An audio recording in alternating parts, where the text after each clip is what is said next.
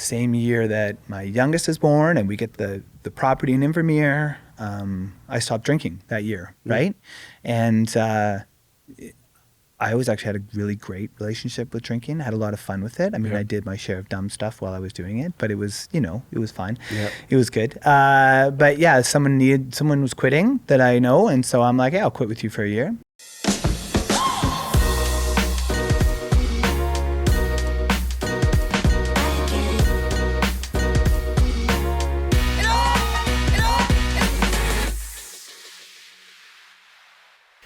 Welcome to the Calgary Sessions. This is episode number 106. I'm your host, Jeff Humphreys. Today's guest, I don't even know how to intro you. There's so many like weird connections from like GP boys to Bragg Creek bike rides to all these weird moments. So anyways, name, who you are. Yes, my name's Graham Matheos, and who I am, I guess first and foremost, I'm Joey, Ellie, and Sam's dad.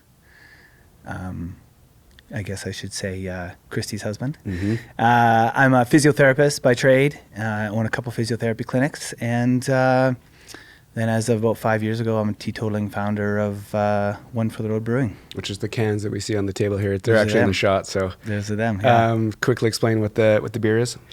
So the beer is an all non-alcoholic craft brewing company, which was kind of born out of a necessity for self-serving. Yep.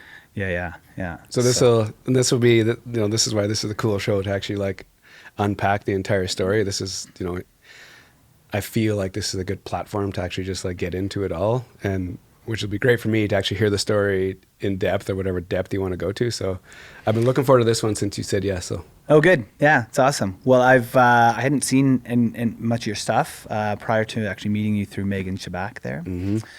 So then I went back and looked at some of your stuff, and it's I'm excited to be here. Yeah, man.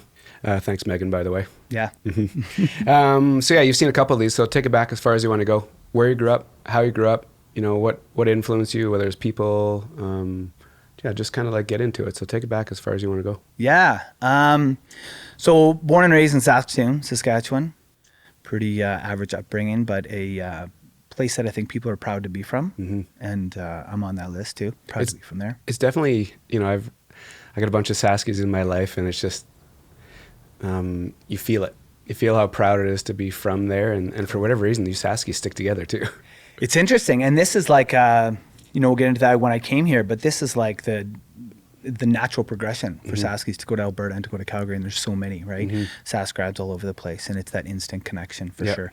I don't know what it is, and I don't know if it's just that, Saskatchewan's kind of like the underdogs, right? And so you kind of stick together. Yep. Yeah, so it was good. It was a great place to grow up, for sure.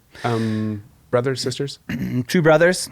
I'm the middle, so appreciate if you tell me how special I am. Yeah. No, I don't think I had any of the middle child syndrome, but it's a pretty typical household, rowdy, rambunctious. Yep. And a lot of fun growing up for sure. What were your mom and dad doing? So my mom stayed home. She stayed home and took care of us, and which was more than a full-time job. My dad was he was a banker originally, and then started a restaurant. So he was an entrepreneur, and it was great. He had lots of freedoms, and it's probably part of what took me into being an entrepreneur. Yeah, for sure. So what were you up to as a youngster? Like sports? Were you like? Yeah, what was kind of like making you tick? It's interesting. And after seeing some of your shows, like so many like awesome high-level athletes that have been really cool to listen to, and they talk about the importance of sport in their life. And what was really interesting is that at no point in time was I a high achiever in sports, but it was just as important. Like it was a big deal, right? It got you that community. It taught you so many lessons. It's being part of sports was great. So whether it was hockey through high school, started playing some rugby, and just generally, those were the times you're just outdoor and active all the time, right? So it was just a big part of it. Like it was everything you did from wake up in the morning, even if you didn't have sports that day, it was like get on your bike and go, right? Different, isn't it? It was different, man. Because now you're a parent. I'm not a parent, but I see it, whether my brother or sister's kids, but it's all different. Yeah. So you obviously being a dad, totally, it's a way different experience. It is, but I think my kids got a lot of that. right? Because it was like, go play kick the can. They're like, what's kick the can? Oh, I love I'm like, that what do you mean game. kick the can? Yeah, What's yeah. kick the can? Yeah, So yeah. teach them kick the can, right? So they're pretty active. They're pretty active 3 for sure, right? But yeah, definitely different. And the I always say, like, back in those days, your life kind of revolved around your parents' life and what is their life going to be, and this is what we're going to do. Whereas now, parenting is all about what can we do for our kid? How can we best do this? How can we? And it becomes managing. The parents' job becomes managing the kids instead of the kids' job living within the parents' life. Do you know what I mean? Yeah, for sure. It's been different for sure. But yeah, that was his life back then. You just went and you, like, if you were at the, we spent lots of time at the lake up at Waskesiu, northern Saskatchewan, all summer, which was great. And so you just go and you're outdoors and you're It's finding simple, trouble, right? and and trouble, like good trouble, but trouble, You're right? you're pushing the boundaries. Yeah. Like going, like either hopping a fence that you shouldn't hop, or Totally. just whatever it was, or just like pushing just a little. My kids came in, they were still young, but they came in one night. We had some people over and there were some kids over and stuff. So they come running into the house and they're like, oh, we, knocked on someone's door and ran away and now they're trying to find us. And I was like, what are you doing here? Like, don't come here. Run away. They're going to come telling you, I'm going to find you, give you shit. You're going to go do it again. They got to learn those rules, right? Yeah, for sure. And that's how awesome. Anyway, it's great. Great upbringing, great place to grow up. Yep. Still have a ton of friends from there. Still get together with them every year. Yeah.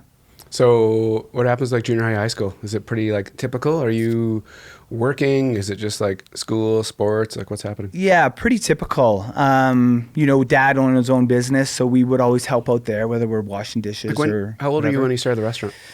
Like, I was young. I was like 4. Oh, wow. So like early. So my whole Okay. upbringing. Yeah, totally. So What was the restaurant? called Brothers too. And he owned it with his brother, and then he bought his brother out. Okay. What'd they serve?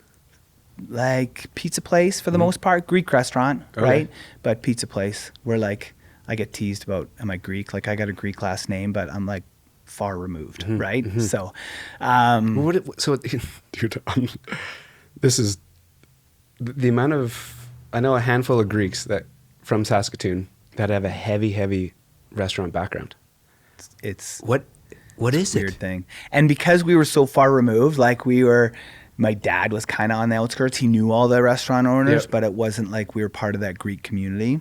So I'm the wrong guy to ask, but I know lots of them. It's interesting, right? Like, yeah, it totally is. Yeah, it's a weird thing, right? They all like wear gold chains and drive Mercedes. Good living. Okay, so the restaurant. So you started working there early. So yeah, we'd work there, right? We'd wash dishes and do whatever, and then when we became 16, deliver pizzas and whatever. It was good. It was great. Like a true family-run business. Yeah, I mean, he had employees. He certainly didn't rely on just family. It was big enough. But we all played our part in there for sure, which was fun. Probably gave us good lessons, and yeah. Did you work through high school at the restaurant too? Yeah, not a ton, but like infrequently. But I would, like, Friday nights or whatever. Yeah. Was it? What did it feel like working for at the family restaurant? Like, were you proud? Were you just like, it's just a job? No, Did you I fully didn't- understand what your dad was up to? I don't think I liked it. I didn't like it. Yeah, I didn't like it. In fact, the industry or just working for family? Good question. Well, yeah, probably the industry itself. Like, I didn't enjoy the work. I didn't go, oh, this is what I want to do, and I want to take over Dad's restaurant, right? Not a chance. Working for my dad was fine, other than he wouldn't ask you when you want to work. He would just tell you, if somebody didn't show up, come in. Like, damn it. Anyway, so I didn't love it.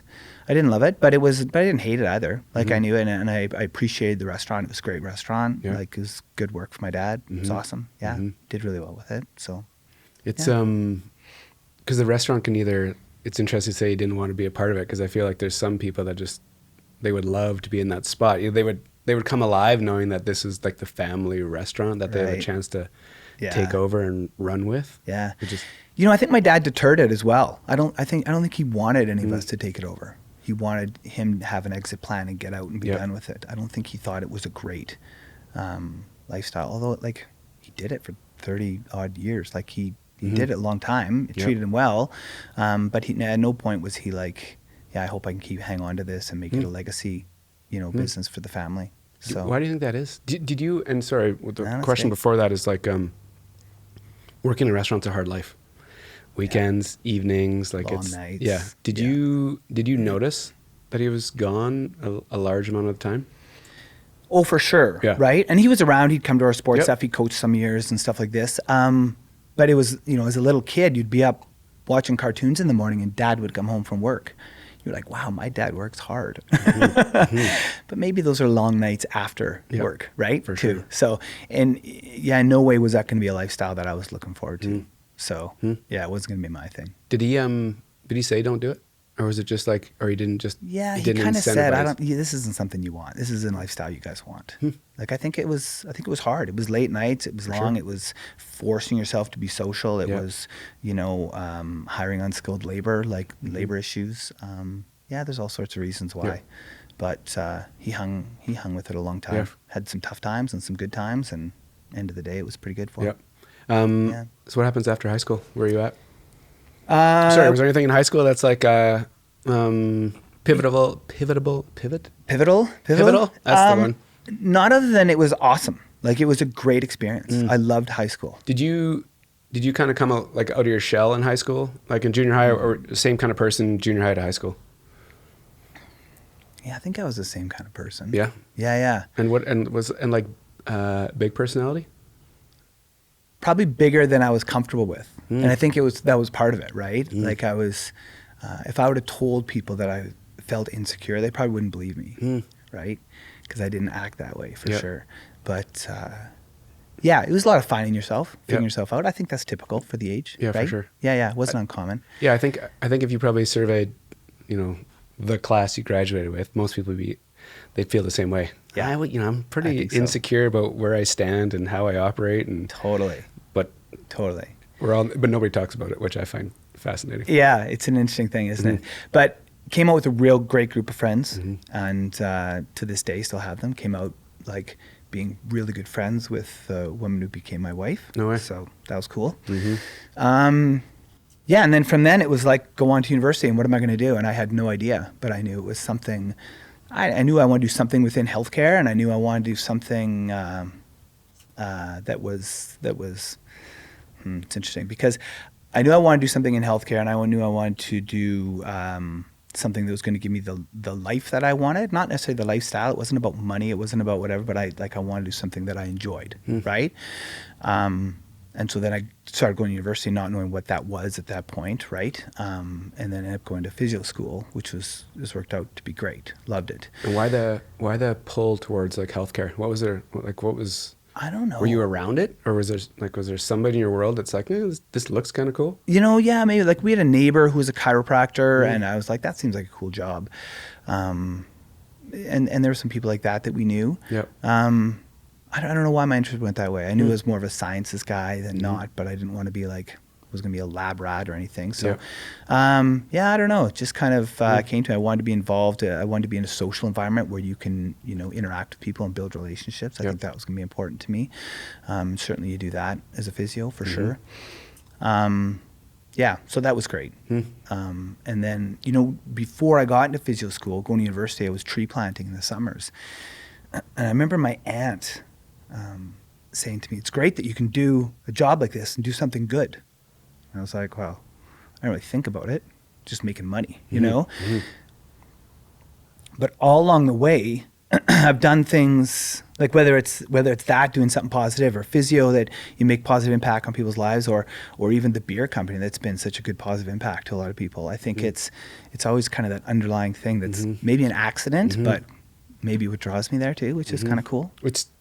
They're all connected. Yeah. Like all three of those endeavors are kind of, right. They are kind of, making the world a better place, moving with like positive intent. I think that's, sure, they're all the same. Or maybe it's just avoiding the bad side, right? There's nothing bad about those things too, Yeah. right? Which is good. I think that's probably more it. Do you think, and the tree planting was like, you and I are the same kind of vintage, and back then it was like, you can make a lot of money tree planting. It's great. That was the incentive, right? Back then awesome. It's just like short term, big money, work your ass off. And Yeah. University got 4 months off in the summer. I'd work for 3 months of it and make 3 times what my buddies were making. Yeah. It was great. And pay for all your school and whatever. Yeah. And it day to day, it sucked. Like there were some crappy days, but looking back, I have like fond moments, fond memories of it. Like I really enjoyed it. Do you think that, because that's obviously it's a labor intense job. Yeah. It's kind of like, once you do a job like that, you understand what it is to not have, it's not, I don't want to say, because there's some people that do it for a living, right? But I don't know how they do that. that's it, right? Yeah. Once you do a hard laboring job, you realize what the potential worst outcome is. Right. If you don't figure your shit out, if you don't like manage to get your head on straight, then this is what it looks like, which I find those lessons are really important. It's motivating to do something else, right? Yeah. And knowing that you can't do that forever. Like you can't plant trees at 50, the age I'm at. I could never do it, right? So you better find something else that's going to, do what you need to do. Totally. So physio. Motivating. Is that a 4-year thing? At the time, it was, what the heck was it at the time? At the time, it was a 3-year program, and you had about 2 years worth of prerequisites that you needed. Yep. So I took the long road, found myself, didn't get in the first time, got in the second time. So I was in school, 8 years? Oh, no way. Great 8 years, though. All that. Don't rush university. I keep telling my kids, like, best years. Awesome. Yeah. So loved it. Graduated with a super small class. They graduated 27 people. Yep. So still tight with a lot of them now. And it just was, I knew it was exactly what I wanted to do as I was going through school. No way. Yeah. What was it? For sure. I'm a sports person through and through. Yeah. I've been on many tables. Yeah. And from like Tom Higgins, he used to be the stamps guy. Like, just like, I remember all my physio people. And I think at being an athlete, you realize how integral they are to keep allowing you to do what you do. Yeah. What did you feel that was like, this is interesting? I think it was two things. One is I think it's really cool to be an expert in what you're doing, right? And I feel like every physio comes out being trained as being an expert. I mean, it takes years after graduation to actually, consider yourself an expert. But I think to be an expert at something is really cool. And the other is just that one-on-one interaction you get with people. Like it's awesome. Yeah. Right?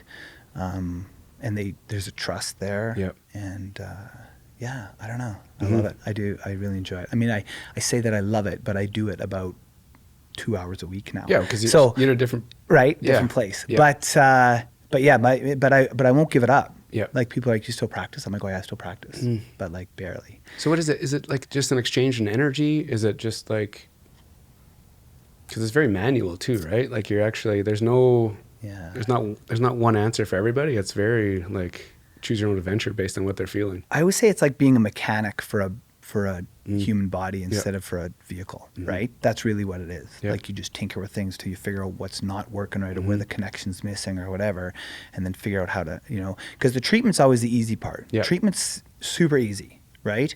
It's always figuring out what that is. So it's that investigation into it as well, right? Yeah. And it's not a perfect science. Like there's an art form to it too, right?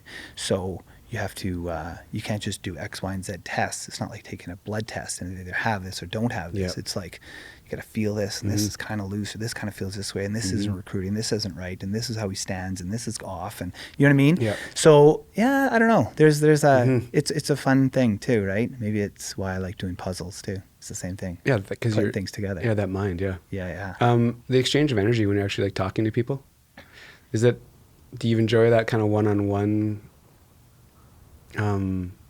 Not banter, just like getting to know somebody. Because I feel like when you're hurt and you see your therapist like regularly, all of a sudden you build this relationship with people, which I find is, I'm sure sometimes you're like a psychologist. It's super weird, and we totally are, right? They start talking about things, and you like, and that's all part of it, right?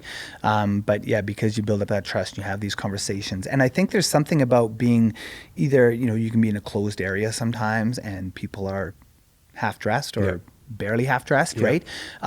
So there's this connection and this trust that goes along with it, and so then people start talking about things that you're just not going to talk about on the street, right? So it is pretty cool. And sometimes you got to like pass that off to a psychologist, and sometimes it's just like, oh, this person needs to vent and get this out, and this is part of the picture, and this is how they're thinking, because everybody interprets pain and discomfort and dysfunction differently too, right? So you got to figure out where that person's at. Yeah. So, and part of that's part of the answer of what's going on with them. Did you find like when you're practicing heavy, like what was like your thing, at the end of the day, were you exhausted mentally, like physically? Like what did that, after the lights go off and everyone leaves, where was your energy level? Yeah, not physically. Anybody who knows me knows that I don't really get exhausted that easy. I tend to have a lot of energy. So no, but there's certainly longer days emotionally for sure than others. I keep things pretty light, even when discussion gets more intimate and personal or whatever. I'm the first guy to break the ice with a joke about it, right? Yeah, you tell me something that is your weakness, and that's the first place I'm going to next time we talk. So, but in a good fun way, in a respectful way, for sure. But so no, I don't think it was exhausting. Which is good, right? Because I find like, so when I first started doing these shows, and when I shoot 2 a day, there's like whatever it is, like call it close to 3 hours worth of talking. The first I don't know 15 or 20, I was gassed. At the end of that day of shooting 2, I was just like emotionally drained. Yeah, just because it's an exchange in energy. Doesn't surprise me. Like you're very focused on your interviews when you do them, and they're long. They're an hour and a half long, right? Like with the physio, it's like you got a couple people on the go, right. So you talk to. It's like 5-minute bits, gotcha. Right? Yeah. So if we took a break right now and came back in 5 minutes, you'd probably be less worn out by the end of it. Yeah, totally. We're not doing that. Little bits of me are good. People find, for sure. So what happens after you graduate the physio? Yeah, so then my girlfriend at the time is now my wife, Christy. She's already moved to Calgary when I had a year left of school. Because you were still back in school. So 8 years later. No hurry, honey. Don't rush that time. So I moved out here and got a job. It's awesome. Did a quick trip to Europe with some buddies, and then got a job here, and it was great. Worked for one of the bigger physio companies in town, and which was awesome. Got me lots of hands-on patients and really good experiences and some good opportunities to learn. And did that for, I guess I only worked for them for like 3 or 4 years before we opened our own place. But that move to Calgary. If she didn't kind of lead the way and show up, was it on your radar to move? Like, was Saskatoon going to be your place forever, or did you know you were going to? It could have been. Yeah, it could have been. I love it, and it could have been. I couldn't go back. Now I couldn't move back, I don't think, as much as I love it. But yeah, I probably could have. It wouldn't have surprised me if I would have stayed otherwise. Yep. But I'm glad I did. Right? It's the natural. I always talk about Calgary being like the big leagues to Saskatoon being the minor leagues. Right? Like so many people come this way. So you move here, and you automatically have 10 buddies that that have moved here, right? And it's great. And you go out and you run into this guy from Saskatoon and this guy, So it was a real comfortable, easy place to move to, for sure. And made Calgary very likable right off, right? Which was awesome. Plus when living in Saskatoon, you really had to plan your trips to get out to the mountains. Yep. And it was such a novelty to be able to jump in the car and go for a hike or a bike, in an afternoon. Yep. Like it was bizarre. Yeah. That So the move was you're okay with it? Awesome. Because she was here, she was here. We didn't move in together or anything, and I had just me and my couple dogs, and it was great. You got your girlfriend living here already, and you got to have some buddies that you're tight with, and met lots of people through work, and it was super easy move, right? And it's a nice distance. I could jump in my car today and be there for supper, and it wouldn't bother me. So, trips back and forth were awesome, and staying in contact with people. And what year was that when you came here? 99. Yeah. We had to get Gretzky in there somewhere. I was like, we were just talking about that. So you worked for this clinic for 3 years, and then so what's going on in the background, and then why'd you leave? Yeah, more importantly was that in that time, got married, had my first son. So I guess because it was in 2002 I started my own clinic. So 99 to 2002, started my own clinic in 2002, which was like chaos because my wife was pregnant when we were building out. I think good timing. We opened the clinic June 10th, and my son was born June 18th. Oh, no way. So it was like crazy chaos. More for her than me. Like I just had to work, right? She had to deal with it all. Plus she was working at the time too. So So yeah, it was crazy. It was chaos. And, you know, it just came to a point where I knew I really loved the profession, Yep. but I hated the culture of the big company, right? I didn't like that. I didn't like working for the man, right? And it's not that it was a bad place to work. I had a great manager. I actually knew the owner of the conglomerate, and Yep. he was a good guy. Yep. I think the real thing that pushed me out at the final end is I remember they raised the rates, but it was like a rate for the corporation, not for me. They did it on their own, so it was like an administrative fee that got added, right? So here I am explaining why this is, and I'm like, I really don't know why the rates changed because I don't see any of it, right? And so it's apparently because the corporation wants more money, right? And yet they don't put the value on the physio because they're not giving the physio any. So what is it? I don't know what it is. It was just such an ugly thing to do. I was like, I got to get out of here, right? It turned negative for me, and I didn't want to hate it. So, you know, I had 3 rules for going into business with somebody. One was that we're not really friends or family beforehand. So like if things don't work out, it's too bad. I liked you. You're a nice guy, but my life's not going to change without you in it. They had to be hardworking and they had to be honest, right? So I found a guy, great guy, went into business with him, which is awesome. And we started the clinic together. So the idea of like starting your own thing, obviously was it always lurking in your mind?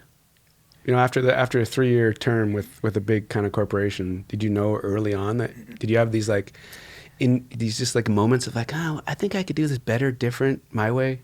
Yeah, I didn't really think about it or that I was going to go that way necessarily until I did, but it was never overwhelming. It never baffled me.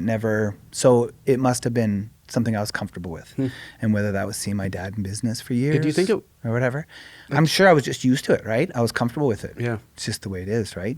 Got some good years, got some lean years. Yep. You go to work, you can make an impact like in your company, however you want, right? And you get to create a culture, you get to create your own thing. Yeah, it was something that I was comfortable with and enthusiastic about for sure.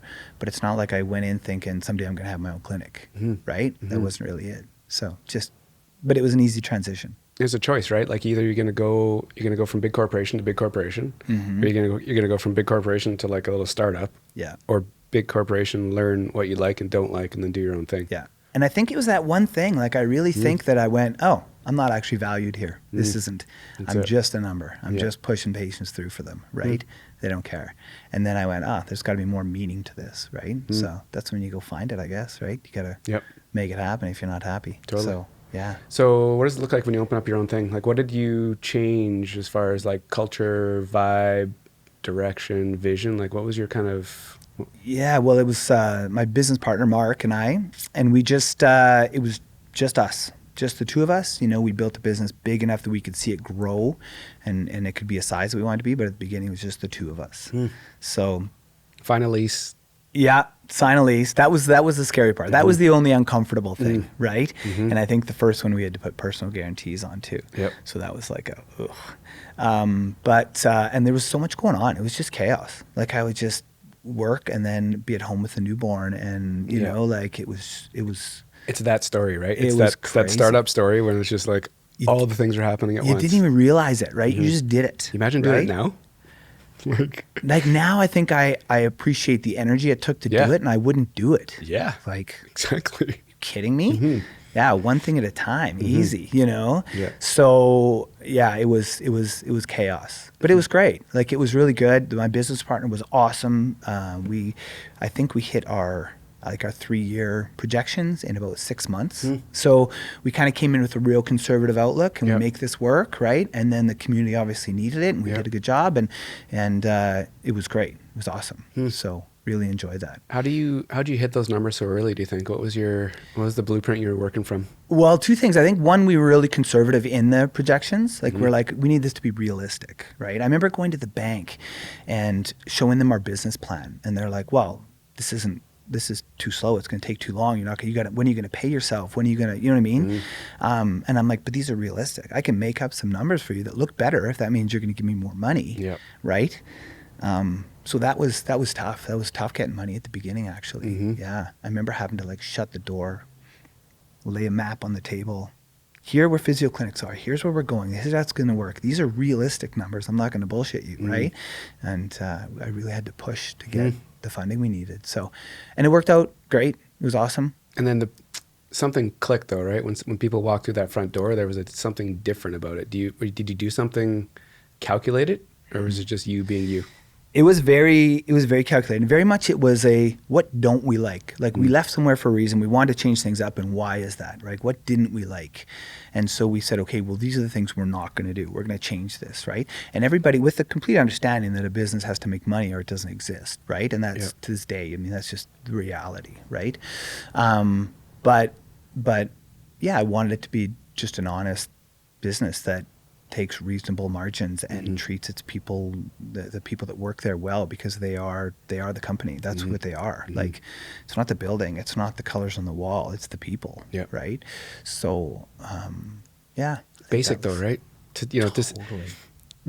I think the same. Like I feel the same way. So I think maybe we take for granted what our basic is, but those basic principles, make things work. Yeah. No, I don't think you take it for granted. Watching episode 100 with your two people like that, you don't take them for granted. That's good. But that's I think you get it. You understand. Like without them, it doesn't exist, or it exists differently and probably not as successfully. Yeah. Right? Yeah. Yeah. So I'm interested to hear the scaling piece for you. You know, what that clinic starts with I don't know how big it was. I don't know if there's only 2 beds and like 2 practitioners in there, but how'd you figure out when to scale and how to scale? Yeah, always really scary things to do. Like I really find scaling to be a very scary thing, and we'll get into the beer company, but that's where it really scares me. But yeah, because all of a sudden at that point you're more responsible. You're bringing on more staff. You have to pay them. You have to make sure. Like real slow growth is comfortable and is good. But then all of a sudden you're like, we got to bring somebody on. Well, now we have to bring on staff who are responsible to them, and we have to fill that caseload. Like a whole caseload has to be filled. Holy shit. Like this can't happen overnight, but you want it to, right? So it was hard. And so we did make a clinic that was going to be big enough to have I think we're 10 beds in there kind of thing. So it was pretty empty when it was just the 2 of us or one of us working at a time. Hey? And at the beginning, it wasn't even somebody at the front. We were the front. Like we'd go to the front, do everything. It was hilarious.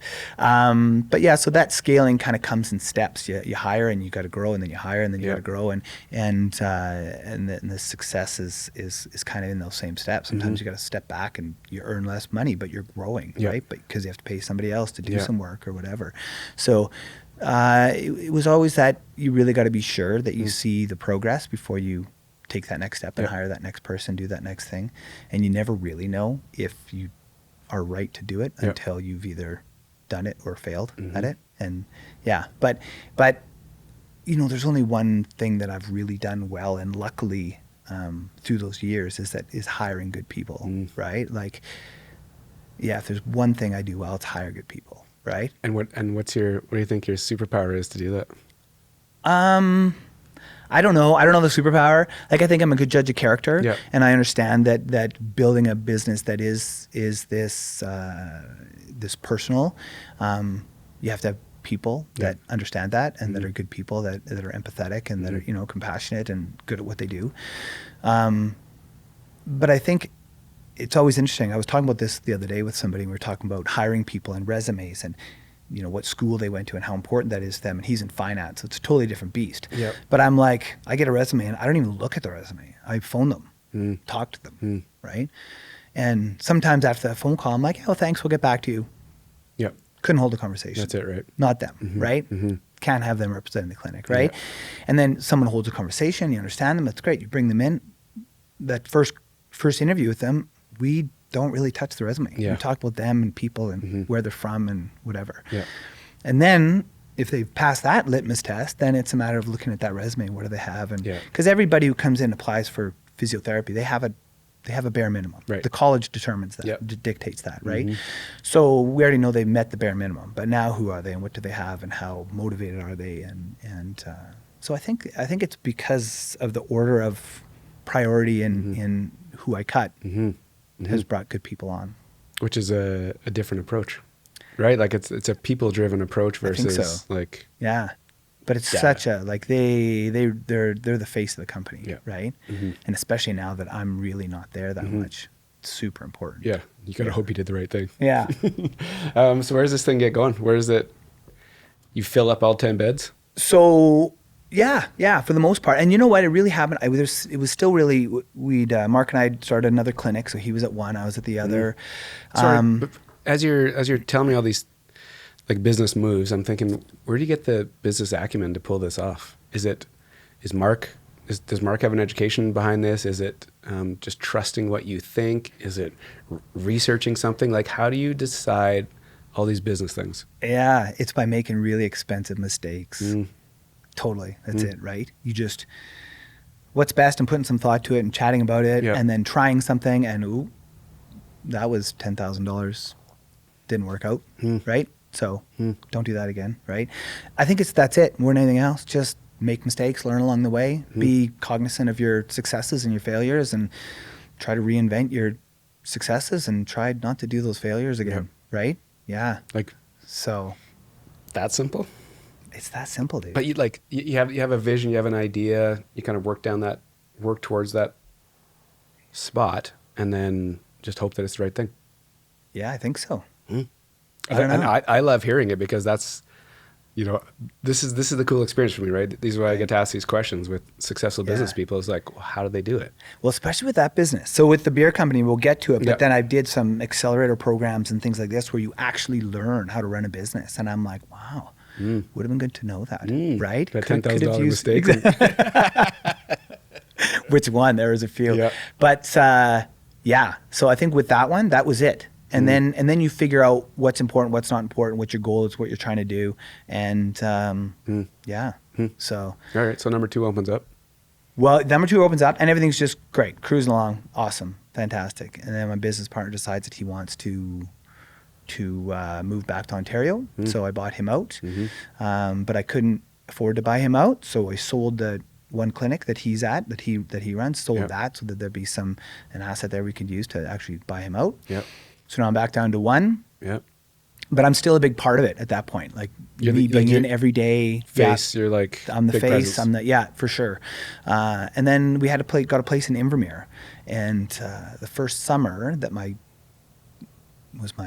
kids were like just born, and then 2 and 4, right? So we go there for 2 weeks, a holiday.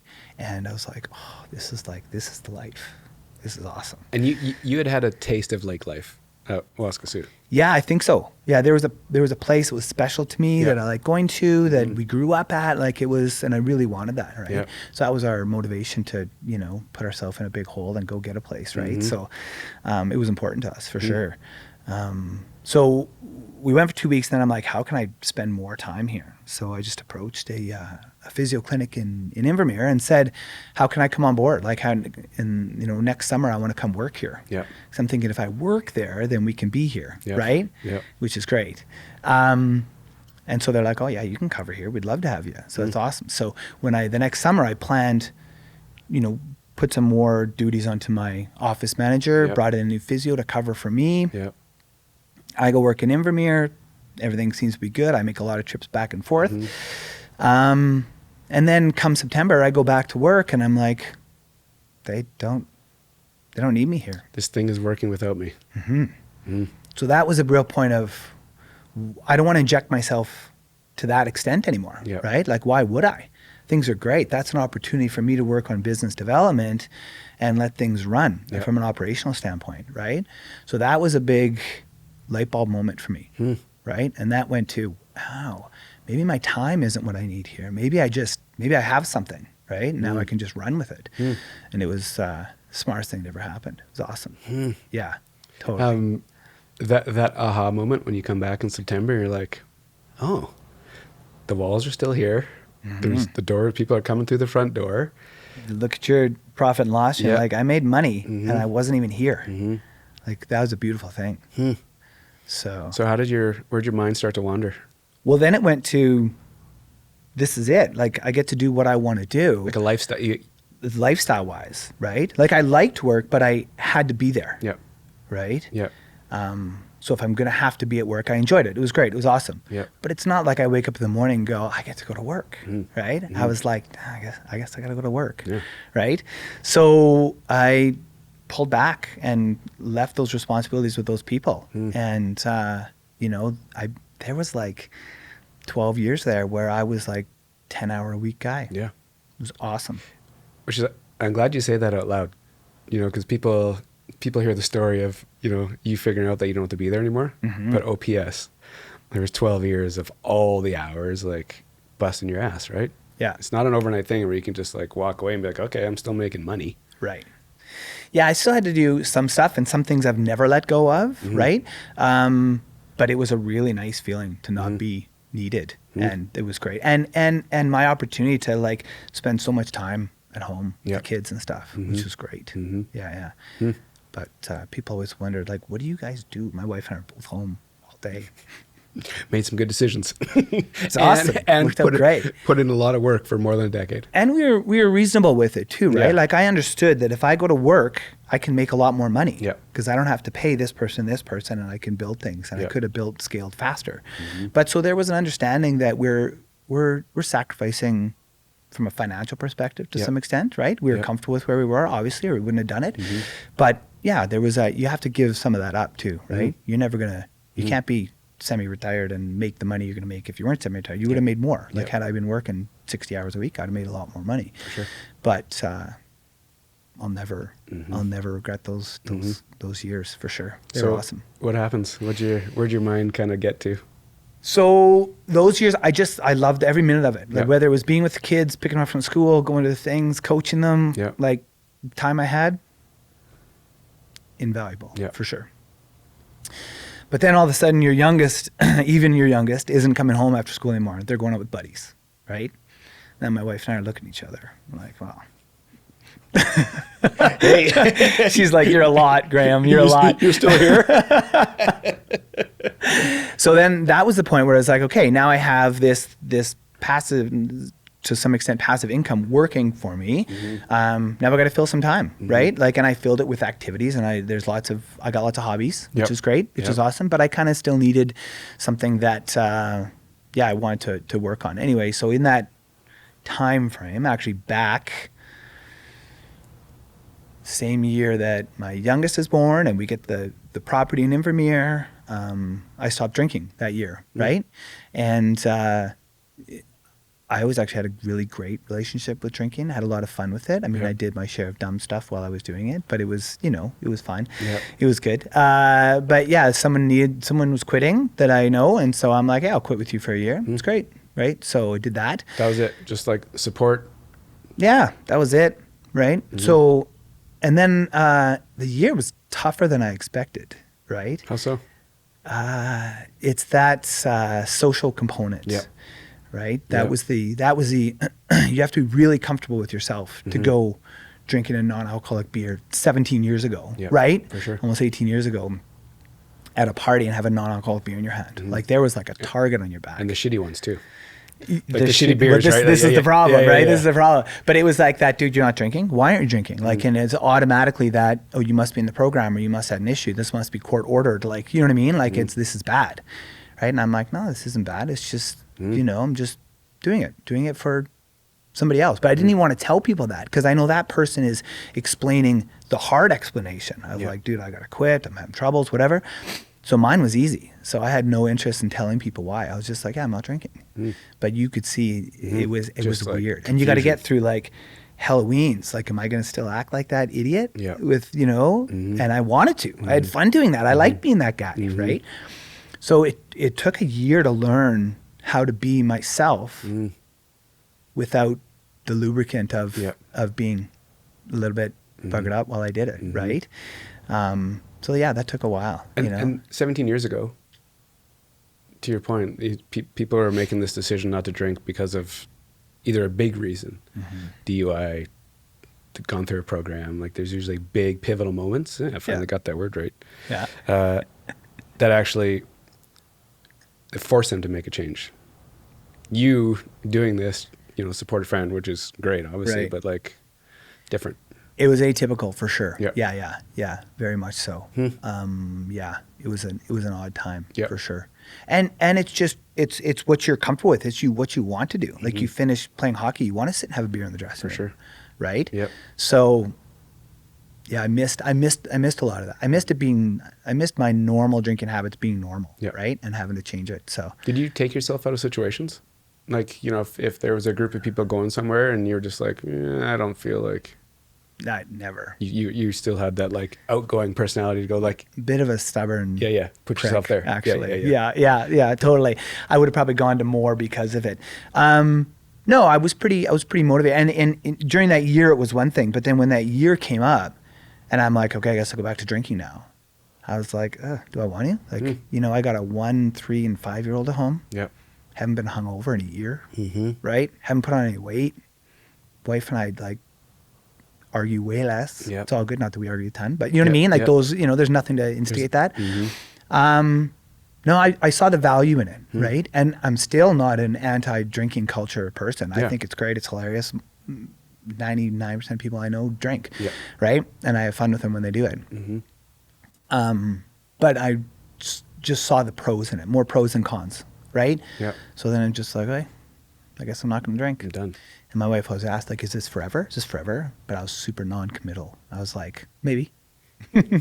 See what next week looks like. Well, you don't want to fail. You don't want it to be a failure if you don't. But then the longer you went on, not that I was like in a program counting days, but the longer you went on, now it's been 2 years, 3 years, 5 years, right? Now all of a sudden it's like, well, now I can't go back, right? I got this streak going, right? Putting some work behind this. No kidding. So never went back. But then one day I was like, that core to this, my frustration of drinking shitty beer, I think correlated with those years where I got this time on my hands. My kids aren't coming home anymore. Like, what am I going to do? And, you know, you started seeing the very beginning of non-alcoholic craft beer come along, right? But I still thought that I could do better, right? So...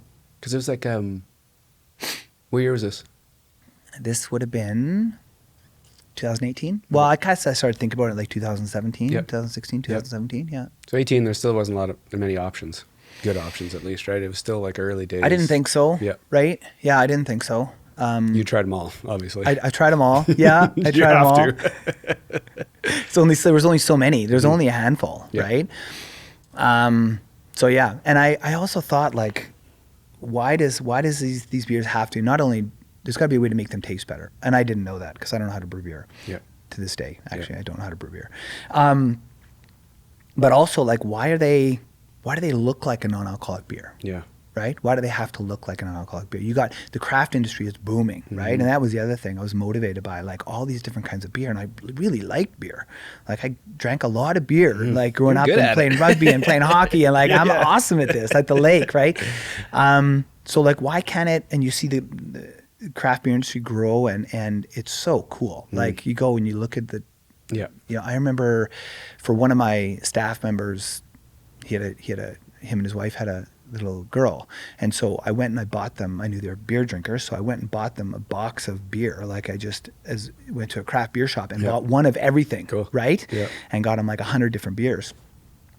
And I was like, they're awesome. The labels are awesome. Like all these different kinds are so cool. I'm like, I gotta have this. But I don't want to drink. I got this great streak going on, right? So it's like 10 years now. It's a decade. You can't mess up a decade, no. Right? Yeah. So, so then it was born. Like I just started thinking about it. I started looking at it. A buddy of mine is a chemist, PhD. We started talking about it. And then another buddy of mine kind of bought into the idea. Kevin Young, he's actually on the wheat can. And Grand Prairie, there's another Grand Prairie connection. And then we went for it. It's awesome. And when you decide to go for it, you know, you just trust it. You're willing, like I guess what I'm angling towards is like your risk tolerance, or your ability to just kind of either work through in your head, talk to the right people, and just like, okay, this feels right. Like, how do you make that decision? Because it's like, no, it's obscure. It was going to be, it was self-fulfilling, and it was going to be, we're going to throw some money at this. We're going to have this one beer. Yep. It's going to be a beer that I like, so I can have it. Yep. And if we sell it in some stores locally, that'd be pretty cool. That'd be a neat thing. Okay. Right? So again, you kind of set the bar low. Set the bar low. Yeah. We brewed like 23 hectoliters of beer, right? So We like a got little guy. 5,000 beer, little guy, put it in my garage. And I'm like, okay, this is awesome. I love it. This is great. I get to drink lots of good beer that I like. Yeah.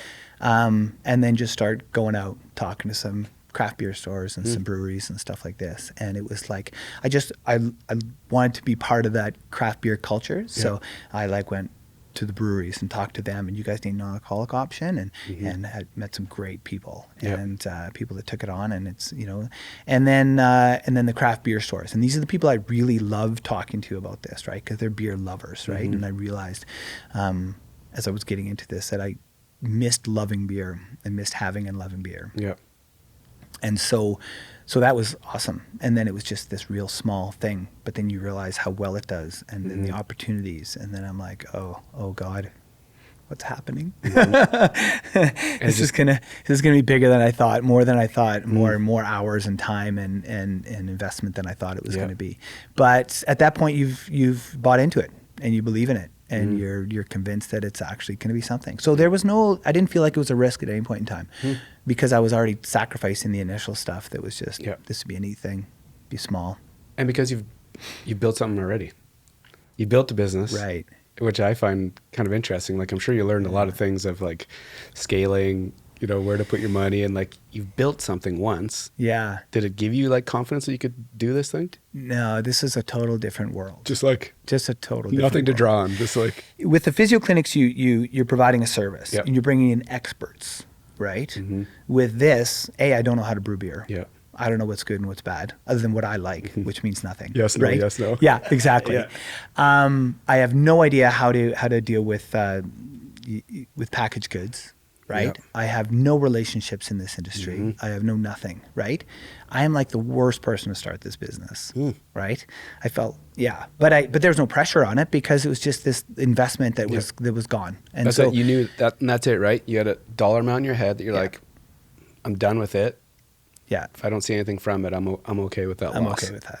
Yeah, totally.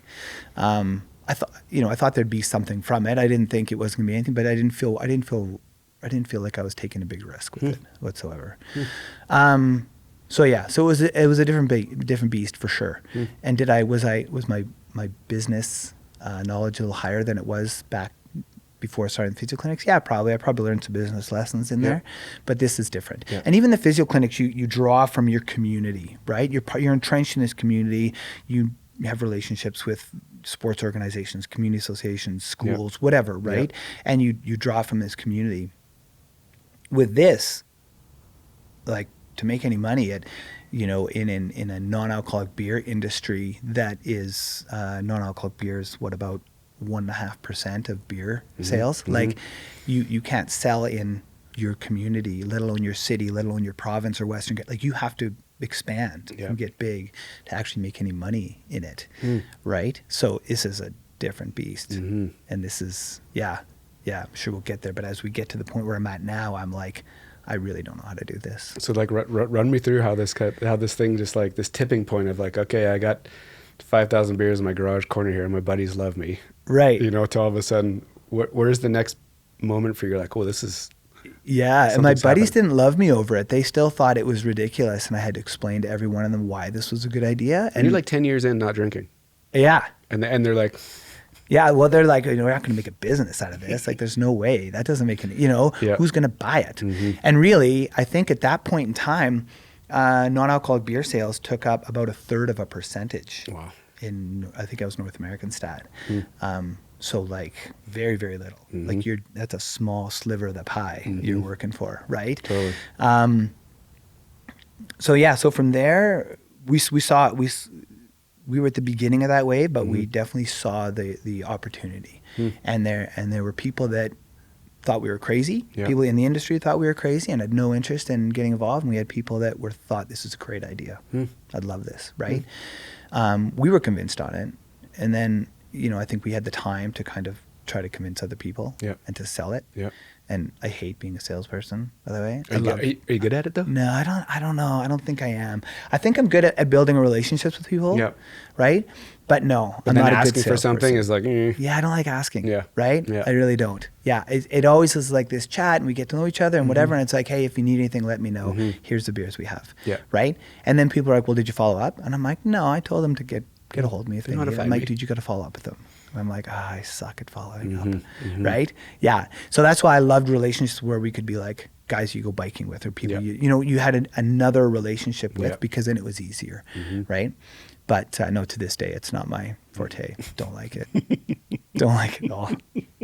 Because I never had to sell and convince somebody. Yeah. Right? I was a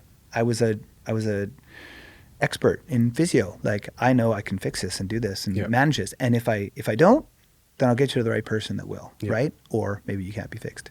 But I'm not an expert in this, right? Whatsoever. Yeah. But I was lucky to partner up with some super good people. Yeah. I was lucky. And maybe it's that same, like we talk about how I hired physios. Maybe it was the same thing, but like I have working relationships with people in this, whether it's people that we brew with or that we sell to, or that would, you know what I mean? Distribution channels, the group that does our graphics and labeling, like I've been with from the beginning, just because I think I went in partnership with people that were good people. So I've never like looked for, can I get this label a few cents cheaper somewhere else? I have no idea. This is where my business acumen sucks. Well, maybe I can make more, but it's so like comfortable, right? Which is great. Yeah. So how's this thing progress? As it grew and got busier, I had the time, because I don't put a lot of time into the physio clinics. But my business partner, Kevin, he just struggled with the time. He was like, he's a gem. He's an awesome guy, but he struggled with the time. So all of a sudden he's not phoning me back, right? And he's like, because he feels bad because this didn't get done. But he's a busy guy. Like he's got a good stuff going in his career. So he's a busy guy. So then I bought him out. I said, this isn't worth you. It's not supposed to be stressful, dude. Like, we're supposed to enjoy this together. And if we don't, then let me just buy you out. So I bought him out, which was great, which was good. Now it's all on me. Now I miss having somebody to talk to, right? Talk about it. So that was tough, but we grew. We continued to grow. I have agencies and brokers in BC, Alberta, Saskatchewan that I work with, and some relationships with some people outside to kind of get it nationwide and stuff. But we're still working on getting on the ground, some people on the ground in some other provinces. But definitely grew, and I think it's nice that we have and I think we have a good brand. Like, I think we have a good brand. People have their own opinions and things, but I really am comfortable and confident in the brand that we have. I think that our product itself is very good as well, and we've won enough awards to prove that. So really, it was just a matter of having the industry grow, or that segment grow, right? Like I say, it was 0.3%, and now it's like 1.5, pushing 2%. Like, that's big growth. It's big growth of a really small segment. Did you feel that though? Oh, for sure. Like you feel that on the volume side of things, like it's more conversations, volume, like it's. Oh yeah, it's and the bigger. acceptance of it, right? That's the biggest thing, and that's what I think these big guys have done. I don't think I've done that. I've given a good product, right? But I think like Heineken getting into it so big, and like some of the big names that can really spend money. You look at the money that Guinness and Heineken and Budweiser or whatever are spending in this segment. It is like, I can't do that, right? But they're just promoting the whole segment. They're promoting the lifestyle. They're promoting that it's great and okay, and that there's options. And so they're helping make it really acceptable, like socially and whatever else. And then I think those people are finding us, because again, even though there's 3 times as many options now as there were, they're still going to find us for sure, right? So that's good. It's interesting to think like that, right? To like when the big companies start coming into your pond, to look at it from the lens of like, this is good because it's bringing more exposure. The other way to look at it is like, oh shit, we're dead. But you're so different that thought didn't enter your mind. Yeah, I think, interesting. I think there's a couple reasons, because people always ask that, are you concerned with the number of new entrants coming in? And I'm like, I think it's great. And even local craft groups that come in that do this now, because lots of different breweries have their one-offs and whatever.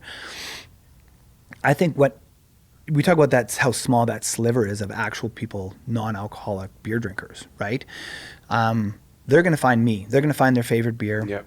You know, and then at that point, they're going to decide who they're going to drink, right? Yep. So I think by having a good product and a good brand, that'll take care of itself. Now we have to convince the other 98 point whatever percentage people, beer drinkers, that only drink alcoholic beer, that this is an option for them, so they can drink more beer more often, more places, and not have, you know what I mean? Without somehow do that without it being negative on their lifestyle. Yep. Because I don't think every person who consumes alcohol is a negative. It's negative on them. Sometimes it's great. And then we get to go after those people. Yeah. And that's fun. And that's when they're starting to really see all this advertising and stuff too. And the more people that have a non-alcoholic beer and they're okay and comfortable with it, then the more likely they are to do it. Like, you know, I was cleaning up a poker game at my house the other day, and my kid had. I went to the garage, and half the beers in there are my beer cans. Like, these are 17-year-old kids drinking non-alcoholic beer. 18-year-old kids. I can't imagine taking a non-alcoholic beer to anything when I was that age. I never would have been confident enough to do it. But now it's such a commonplace, right? And it's great to see. So it's interesting. You're catching me at an interesting spot in my life. In the last 12 months, I've gone to like 2 house parties, and my move is to go buy a 6-pack of Nons and go there. And I do it for 2 reasons. One, because I can drive there, drive home. And then the second piece is I can wake up the next morning and go do my thing. Whether it's water skiing, going to the gym, riding my bike. So you kind of get the best of both worlds. Yeah. You have that reason to go to the fridge when you're at these social places, which I generally don't like. So you have something in your hand which satisfies that piece. Yeah. You have the reason to get out of a conversation to go reload out of the fridge. Right. And then you can kind of like, but you can drive home. So okay, see you later. But so this is, like you said, it's just, it's an option now. Like it should be, there's consideration now, which I think is. And it satisfies, to such a great extent, it satisfies that social aspect, right? You talk about having something in your hand. Have you ever been to a party and tried to not have anything in your hand? It's horrible. So uncomfortable. I leave. So uncomfortable. I know. It's the worst, right? So this way you have that, and you have this cold beer, and someone wants to cheers you, or you whatever, right? It's it's a talking point, or it's a whatever. I think it's necessary, right? Yeah. So it's good to be an option for those people that don't want to drink, but they can still have that option, have that same experience, right? Because I don't feel like I really don't feel at this point that I miss out on much, right? Which is great. Although there's times that I'm like, oh, I could really use a drink right now, like, you know, stressful times, or like I had fun going getting drunk with buddies and doing stupid stuff. And sometimes I came home with a black eye, and, you know, deserved it usually. But and I still miss those times to some extent, right? But it's just pros and cons, right? That's it. Yeah. Do you have a idea where this is going to go? And that's a wide open question of just how. The question's more like, how do you see this thing? Like, what's your vision for it? So I have a business mentor, and I meet with him every now and then. We chat about this, and he's asked me this frequently since it started. Yeah. And I'm like, I don't know. Annoying question, by the way?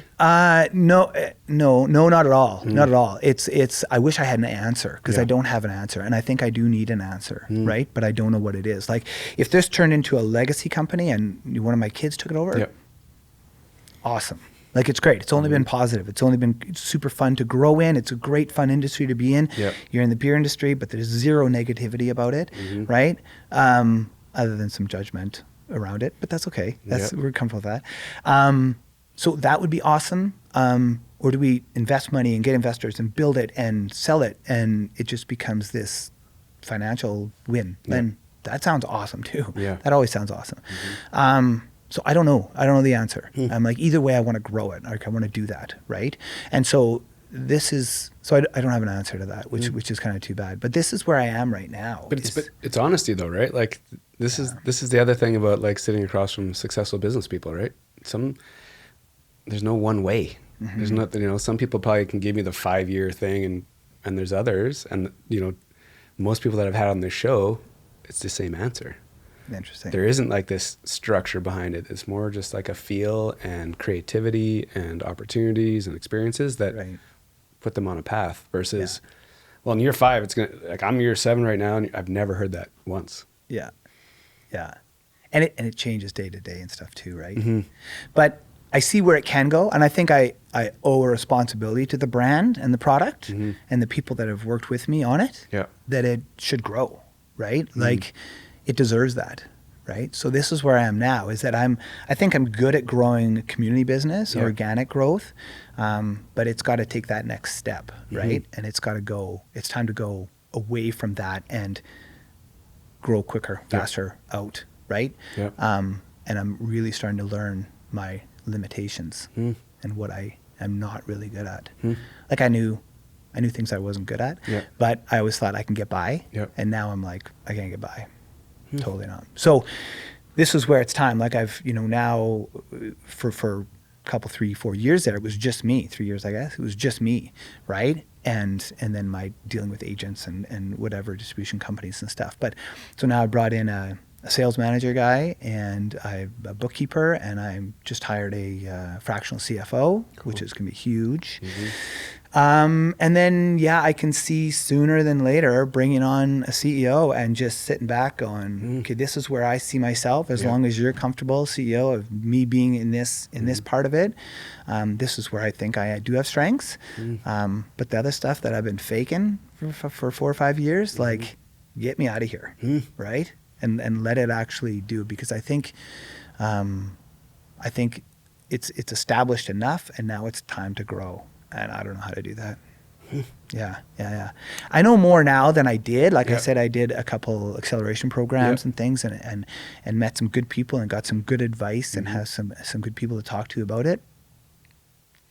Part of it is that there's parts that I'm not good at, that I still have the role in, and the other part is that I as motivated I am is to see this grow and do well.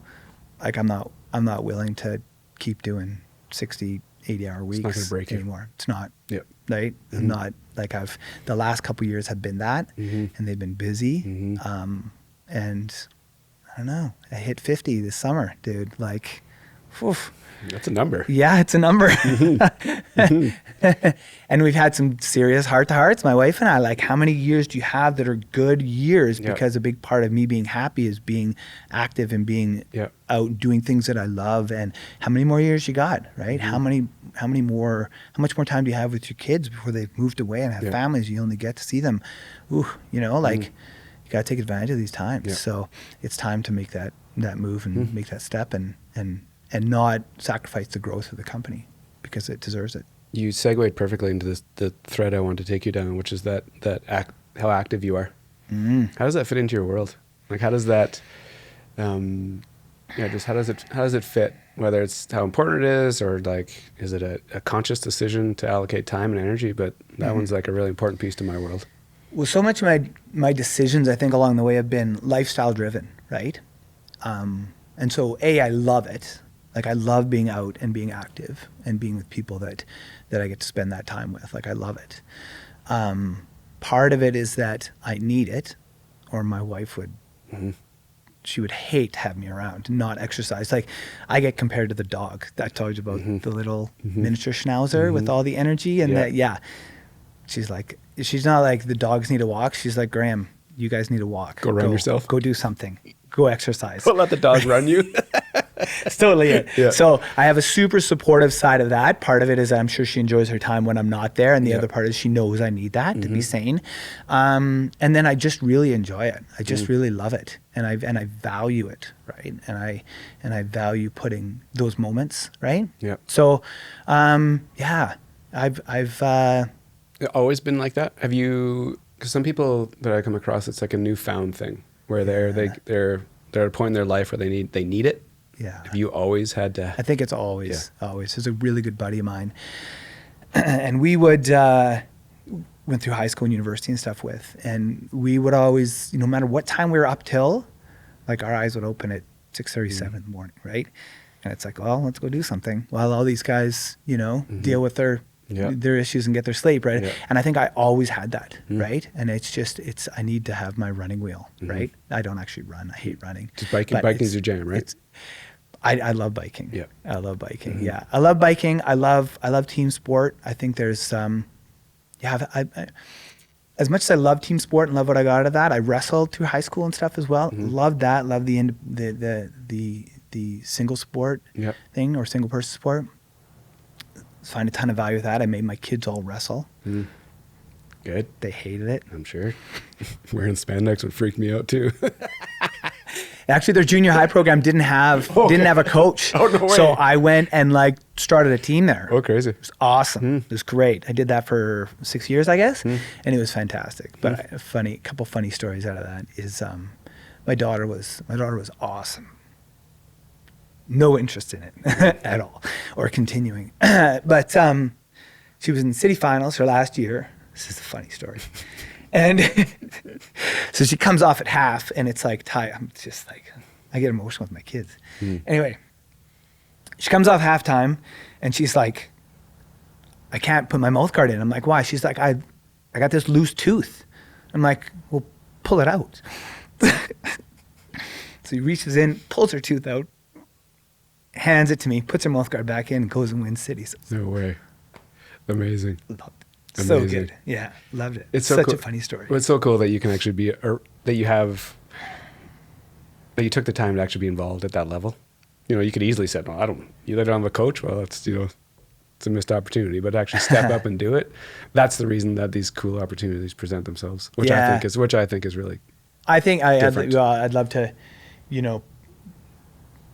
I love it. Like, I love coaching. Yeah. I get way more out of it than the kids do. There's something special about it, because I've coached my nephews for the last 4 years, like U9s, just like watching their progression, watching them learn, whether it's focus, whether it's understanding authority and hierarchy, just watching them develop over a short amount of time. Yeah. I find it's very fulfilling. Yeah. And they love you. And they love you. And I, especially at that age. Yeah. And I go down the path of lead with discipline. Yeah. I'm not your best friend. Right. But I'm going to give you parameters where you can play. And then when you succeed there, you're going to feel it. Right. And then all of a sudden they understand there's boundaries. Yeah. And they want to perform. Right. And that is I find that a very interesting human experience. Yeah. I don't think you have to be their best friend, but you got to be their biggest supporter. For sure. Right. That's a big thing. When they win. They feel that. It's huge. Totally. And then I've had these relationships for the last 20 years with these kids. And now it's like people calling, will you give me a reference letter? Or people come by and visit. Yeah. Awesome. That's amazing. So good. Yeah. And so good. And it's surprising too. You know, you don't expect those phone calls. You know, you lead with a good intention. You're just doing this thing in the moment, and then all of a sudden, fast forward, there's these amazing. Yeah. There'll be kids that I coach that I'll have relationships with forever. That's cool. Yeah. Maybe they'll be That's like cool. beer reps, or maybe they'll be on the can. Who knows? Totally. Right? Imagine doing a can with some crazy wrestler guy. Put it on the board. So many. It's such a neat artistic part. Like, I was never an artistic person, right, whatsoever. And so probably about, 10 years ago, I started playing guitar, just kind of self-taught and playing guitar, and I suck at it. But I love it. Like, I go in there and I play my guitar and belt it out. My family's like, geez, Dad. Yeah, come on. Anyway, I love it. But that's been a nice way to bring out that artistic side, right? That I never had in any capacity. And the beer cans have been similar. Like the beer company itself has been similar, which is great, which is super cool. Use that other part of your head, right? Which is awesome. Yeah. It's been a fun one. Yeah, man, I enjoy it. Really cool. Yeah. Really cool to hear the story, and really cool, like I said, catching me at a time in my life where this is it's part of my life when I can make decisions. Yeah. So it's interesting that you and I connect. Well, and it doesn't have to be either or. No. This is the beauty of it, right? This is an opportunity to have that social experience, have that beer have a beer that tastes like a beer, that's good, that you like it, you enjoy it. It doesn't have those restrictions and limitations. And when it's appropriate to have the ones with alcohol, have the ones with alcohol. It's so great. And the reason I love both, just because I'm a grown up, can make good decisions, right? I love, I can control which Yeah, that's why I really, Yeah. this is cool. And when we did crack that one, I was like, oh, this is really good too. So Yeah. I end the show with one question. Yeah. When I say Calgary, where's your head go? So I've heard you ask a number of people this. Yeah, 105 times. And shockingly, the funniest thing was that, what's the girl you work with? Emma. You asked her and she didn't have an answer. Mm-hmm. I was like, Mm-hmm. she's heard that 99 times going up to then, Mm-hmm. right? So I did have to think about it, right? Because when someone's like, where are you from to me? I'm like, oh, I'm from Saskatoon. Yep. Like I haven't lived there in 25 years Mm-hmm. almost, right? So am I still from there? But I feel like I'm always from there. So like I think of Calgary, my kids grew up in Calgary, like, but what's my, had businesses here. Like I love it. I enjoy it. I love where it is, what it brings me. Like it's awesome. But someone says, where's home? Home's still Saskatchewan in some crazy way. So I'm like, what do I love about it? And what I love about it is community, I think, right? Like it's broken up that way. It's like, what quadrant do you live in? That means something, right? Mm-hmm. You have there's a correlated feeling to the Northeast, the Northwest, Southwest, Southeast, for sure, right? And then you break it down further, and like where we live in Brentwood, or we live in the Northwest Warriors Hockey Association, whatever, right? It's these communities inside that are so small town like that remind me of Saskatoon, right? So I think in that way, it's small town, almost home. Amazing. Never heard it before. Thanks for taking the time. And I appreciate it. Anytime. Yeah, really cool. Shout out to Megan again. She was, she did this intro. Megan sent me an email like months ago. Just like, would you think about having this guy on your show? And I said, yeah, it looks interesting. And then anyways, it plays out like months later. So yeah, I'm glad she started this all. She's a good person. Agreed. Thanks once again. Yeah. Thanks, man. Appreciate it.